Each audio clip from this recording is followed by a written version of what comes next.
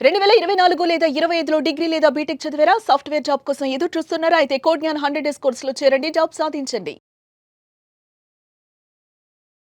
నమస్కారం సార్. నమస్తే. సార్ జనరల్‌గా ప్రతి ఒక్క భార్యకి కూడా ఇది డౌటే నేను అడుగుతున్నాను.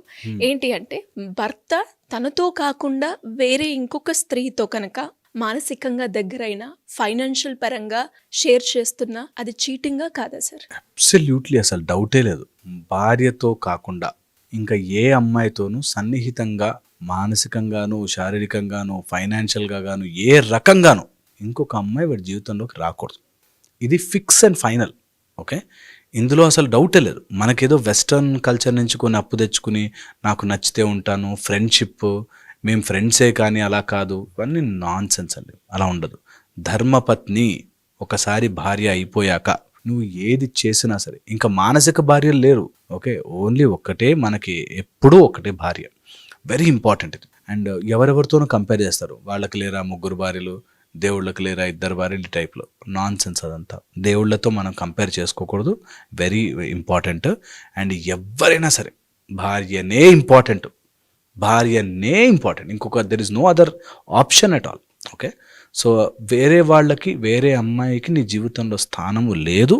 అందరూ అలా దూరంగా ఉంటారంతే. ఓకే, ఇది వెరీ ఇంపార్టెంట్. అసలు బై బర్త్ ఇది గుర్తుపెట్టుకోవాలి. లేదా అలా లేదు, నేను వేరే అమ్మాయితో దగ్గర అవుతాను, వేరే అమ్మాయి అంటే ఇక డైవర్స్ ఇచ్చేసి దీన్ని తెంపుకొని, నేను చెప్తున్నాను కదా, ఒక అమ్మాయితో బాండ్ అనేది, ఒక పెళ్ళి అనేది ఎన్నో రకాల కార్మిక బంధనాలు. అవి చాలా పెద్ద బంధం. అది ఎప్పుడైతే ఇలాంటి కార్మిక బంధాలు చేసినప్పుడు దోషము చేస్తామో దట్ విల్ లీడ్ టు ఎనలేని పాపం అన్నమాట. పాపం, మనకి పాపం అంటే చాలా రకాలుగా చెప్తుంటారు. మెయిన్ పాపం ఏంటి తెలుసా? అజ్ఞానమే పాపం.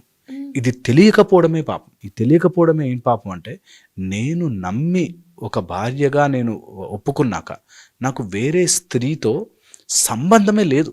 ఇది వెరీ ఇంపార్టెంట్, చాలా ఇంపార్టెంట్. క్యాజువల్గా ఆఫీస్ ఫ్రెండ్స్ అని క్లోజ్గా ఉన్నాము, బూతులు మాట్లాడుకున్నాము, జోకులు వేసుకున్నాము, నాన్ సెన్స్. అది ఉండదు, అది ఉండకూడదు. ఎంత త్వరగా అందులోంచి బయటకు వస్తే అంత మంచిది. ఒకవేళ అలాంటిది ఏదైనా అట్రాక్షన్ వస్తుంది అంటే, బాబు వద్దు నాకు అని పరదా వేయడం చాలా ఇంపార్టెంట్. లేనన్ని రోజులు ఏం కాదు, క్యాజువల్ ఫ్రెండే. ఎంత జీవితంలో ఎన్ని నష్టపోతామంటే అన్ని నష్టపోతాం. నా భార్య సరిగ్గా లేదు కాబట్టి నేను ఇట్లా చేశాను, నా భార్య నాతో మంచిగా ఉంటే ఇలా ఎందుకు చేస్తాను, ఏదేమైనా కానీ భార్య చేయకూడదు. తప్పే అది. నువ్వు లోపల ఎన్నన్నా కారణాలు చెప్పుకో, నా భార్య సరిగ్గా లేదు, నా భార్యకి బాగాలేదు కాబట్టి అది నాతో సరిగ్గా ఉంటే అన్నీ బాగుండు, ఎప్పుడు ఇంటికి వెళ్ళినా కోపం పడుతుంది. No way. ఏదన్నా కానీ నువ్వు యాజ్ హస్బెండ్ అట్లా ఉండాలి అంతే. నువ్వు కదలకూడదు. నువ్వు గనక తప్పుదారి పట్టి దానికి కారణాలు ఆమె అని చెప్తున్నావు అంటే రాంగ్. ఏదేమైనా కానీ, ఓకే, ఏదేమైనా కానీ తప్పు అంటే తప్పే. ఇందులో వెరీ స్పెసిఫిక్గా కామన్గా వచ్చేవి ఇలాంటి ప్రాబ్లమ్సే. నా భార్య నాతో ఎప్పుడు కోపంగా ఉంటుంది, నా దగ్గరికే రాదు, నన్ను ఎప్పుడు ఇన్సల్ట్ చేస్తుంది, నన్ను ఎప్పుడు అందరి ముందు తిడుతుంటుంది. అందుకని ఏదేమైనా కానీ నువ్వు ఆ విషయాలు డీల్ చేసుకో, ఆ విషయాలు మాట్లాడుకో, ఆ విషయాలు సెట్ చేసుకో, ఆ విషయాలు గట్టిగా కలిసి ఇద్దరు కూర్చొని కొట్లాడుకోండి. కానీ వేరే స్త్రీని లోపలికి రానివ్వద్దు, వేరే స్త్రీని జీవితంలోకి ఎంటర్ కానివ్వద్దు, అంతే. ఇది ఎంత బాగుంటుందంటే తర్వాత లైఫ్ నిజముగా ఒక పాతివ్రత్యము ఆర్ పత్నీవ్రత్యం, వైఫ్ని కూడా అలాగే చూడాలి. నాకు ఏకపత్ని వ్రతము అన్నీ రాముడు ఎలా అనుకున్నాడు, అలా గనక మీరు అనుకుంటే తెలియని శక్తి మీ లోపలికి వచ్చి చేరుతుంది, అన్నీ కుదురుతాయి. ఓకే, ఇది రుణానుబంధ రూపేణ పశు పత్ని శుతాలయం అని. పత్ని ఒక రుణముగా వస్తుంది నీ దగ్గరికి. నీకు బ్యాడ్ వైఫ్ వచ్చింది అంటే ఎన్నో జన్మల రుణాలు తీర్చుకొని పోవాలి నువ్వు. ఇప్పుడు తప్పు చేసావంటే అది చక్రవడ్డీ కింద ఎన్నో రకాల కర్మలు చుట్టుకుంటాయి. సో ఎట్టి పరిస్థితిలోనూ భార్య ఎలాంటిదైనా కానీ, రాక్షసి కానీ, గయ్యాలి కానీ, నువ్వు తప్పు చేసే హక్కు నీకు లేనే లేదు. Okay, very important. ఇది చాలా సింపుల్, అందరికీ తెలిసినది, నేను కొత్త విషయం ఏం చెప్పట్లేదు. అయినప్పటికీ దీనికి ఒక సిస్టమ్ ఉంది. నీకు నిజంగా అలా నచ్చలేదు, కొన్ని కుదరలేదు, తప్పలేదు, డైవర్స్ ఇవ్వు, లీగల్గా సెపరేట్ అవ్వు, దెన్ వేరే.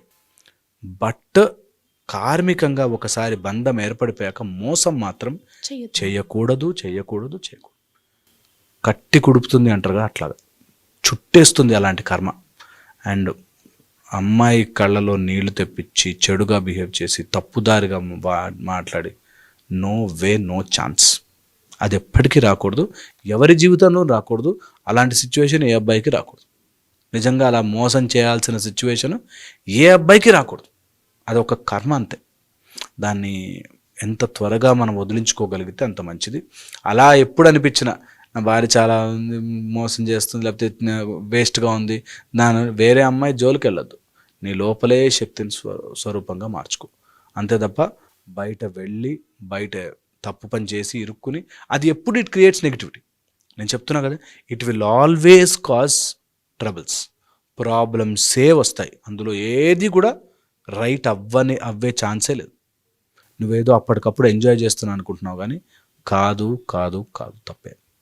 It's for sure. ఒకవేళ కనుక ఎవరైనా లేడీతో అంటే తెలియకుండానే ఫ్రెండ్షిప్ ఏర్పడిపోయి క్లోజ్ అయిపోయి దాని తర్వాత ఇప్పుడు ఆ అమ్మాయి మా దగ్గరకు వచ్చేవాళ్ళు అలా ఉంటారు. నేను క్యాజువల్గా మాట్లాడానండి, కానీ ఆ అమ్మాయికి నా మీద ఫీలింగ్స్ వచ్చాయి, అందుకని మేము ఇప్పుడు కలిసి తిరుగుతున్నాము, దానికి మా వైఫ్ కుళ్ళు పడుతోంది. ఓకే, నువ్వు ఎట్టి పరిస్థితుల్లో దాన్ని అలౌ చేయకూడదు, నెంబర్ 1. నెంబర్ 2, ఒకవేళ అలా ఎవరికైనా ఉంటే clarify it and come out of it. అది ఎంతకైనా సరే నువ్వు కావాలనుకుంటే గొడవ పెట్టుకున్నా బయటకు వచ్చి, ఎప్పుడు never do that. Okay, third and the most important point నేను ఇందులో చెప్పాలనుకున్నది, ఒకవేళ నువ్వు అట్లా బయటకు రాలేని పరిస్థితిలో ఉంటే కంపల్సరీగా అలాంటివి నీకు జరిగిపోయాయి, తప్పు అయిపోయింది, ఇంకా నా వల్ల కాదు, నేను ఎట్లా చేయాలనుకుంటే ఖచ్చితంగా పర్మిషన్ తీసుకోవాలి, మాట్లాడాలి, తిట్లు తినాలి, దెబ్బలు పడాలి, తెలుసుకోవాలి అండ్ కమ్యూనికేట్ చేయాలి, చెప్పాలి, సారీ చెప్పుకుని క్షమించమని చెప్పి వదిలించుకోవాలి. అంతేకాని దాన్ని ఊరికే ప్రొలాంగ్ చేస్తూ ఎంగేజ్ చేస్తూ ఇద్దరికీ న్యాయం చేసేద్దాము, ఇద్దరిని కలిపి చూసేసుకుందాము, అలా జరగదు. దీంతో ఎప్పుడైతే డబ్బు వస్తుందో, ఫైనాన్సెస్ ఎప్పుడైతే ఇన్వాల్వ్ అవుతాయో ఇంకా చెడుగా జరుగుతుంది, ఇంకా చెడుగా మారుతుంది, ఇంకా తప్పుగా మారుతుంది. అందుకని never ever do that. Never వేరే అమ్మాయిని నీ లైఫ్లోకి తీసుకొచ్చి డబ్బు రూపంలోనూ లేకపోతే శారీరక రూపంలోనూ మానసిక రూపంలోనూ అట్రాక్ట్ చేసే పనులు చేయకూడదు. చాలామంది ఏం చేస్తారంటే భార్య ఉంటుంది కానీ వేరే అమ్మాయిని అట్రాక్ట్ చేసే విధంగా మాట్లాడి బిహేవ్ చేస్తారు, which is wrong. Cheap behaviour, అది చీప్. ఎవరైనా కానీ నీ కానీ ఓ లిమిట్ అంతే. నువ్వు ఎట్టి పరిస్థితుల్లోనూ వేరే అమ్మాయిని అట్రాక్ట్ చేయలేవు. ఒకసారి నీకు మ్యారేజ్ అయిపోయిన తర్వాత, నీకంటూ భార్య వచ్చాక వేరే అమ్మాయిని అట్రాక్ట్ చేసే పని నువ్వు చేయకూడదు. ఓకే, వాళ్ళని ఏదో అట్రాక్ట్ చేయాలని అలాంటివి ఎప్పుడు మనం చేయకుండా ఉండాలి. అలాంటిది ఏదైనా దోషం ఉంటే, అలాంటిది ఏదైనా పాపం ఉంటే మనకి ఎంత కుదిరినా సుబ్రహ్మణ్య స్వామికి మనం కనుక ప్రే చేసుకోగలిగితే, సుబ్రహ్మణ్య అభిషేకం చేయించగలిగితే ఇలాంటివి ఏవైనా చెడు ప్రభావాలు ఉంటే మెల్లగా పోతాయి. ఓకే, సో సుబ్రహ్మణ్యకి సంబంధించిన ఏదైనా ప్రొసీజర్స్ కానీ లేకపోతే సాధనలు కానీ చేసుకోవడం చాలా ఉపయోగపడుతుంది. లేదంటే హనుమంతుల వారిని పట్టుకుంటే భద్రాంజనేయ స్వరూపం ఎప్పుడు హెల్ప్ చేస్తుంది. హోప్ ఇది హెల్ప్ చేస్తుంది. ఖచ్చితంగా సార్. అండ్ చాలామంది ఇప్పుడు మనం చూస్తే అంటే ఒక్కసారి మీరు అన్నట్టుగానే భార్యతో అంటే పెళ్ళి ఎప్పుడైతుందో మంచైనా చెడైనా లేదంటే ఇంకేదైనా కూడా భార్యకి భర్తే, భర్తకి భార్య సర్వస్వం చెప్తూ ఉంటారు. బట్ అలా కాకుండా ఒక స్టెప్ తీసుకొని ముందుకెళ్ళడం మనం చూస్తే ఇది సైకలాజికల్గా మనకి నెగిటివ్గానే అండ్ స్పిరిచువల్ వైపు మనం వెళ్ళినా మనని కర్మ కూడా ఖచ్చితంగా అబ్సల్యూట్ అది తప్పే.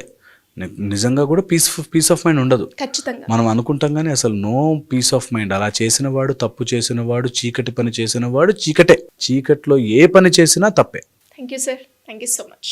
సుమన్ టీవీలో మీ పర్సనల్ అండ్ బిజినెస్ ప్రమోషన్స్ కోసం కింది నెంబర్కి కాంటాక్ట్ చేయండి.